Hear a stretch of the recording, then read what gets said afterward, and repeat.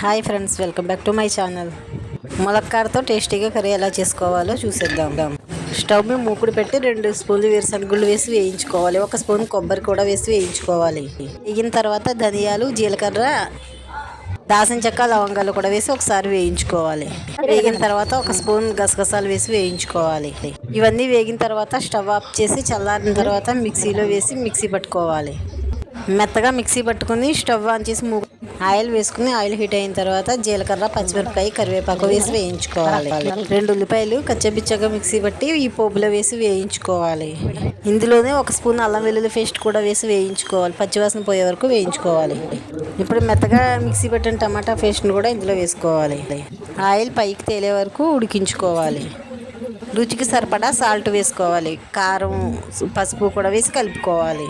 ఫ్రెష్గా ఉన్న ములక్కాడలు 2 తీసుకుని చిన్నగా కట్ చేసుకుని దీంట్లో వేసి కలుపుకోవాలి. మిక్సీ పట్టి పక్కన పెట్టుకున్న మసాలా ముద్దని ఇందులో వేసి కలుపుకోవాలి. కొద్దిగా వాటర్ కూడా వేసుకుని కలుపుకోవాలి. కొద్దిగా వాటర్ పోసి మూత పెట్టి ఉడికించుకోవాలి. మధ్య మధ్యలో కలుపుకుంటూ ములక్కాడలు ఉడికే వరకు ఉడికించుకోవాలి. ములక్కాడలు ఉడికిన తర్వాత పైన కొద్దిగా కొత్తిమీర వేసుకోవాలి. కొత్తిమీర వేసి మొత్తం ఒకసారి కలుపుకోవాలి. అంతే, సింపుల్గా ములక్కాడ కర్రీ రెడీ అయిపోయినట్లే. వీడియో నచ్చితే లైక్ చేసి మరిన్ని వీడియోస్ కోసం మన ఛానల్ని సబ్స్క్రైబ్ చేసుకోండి.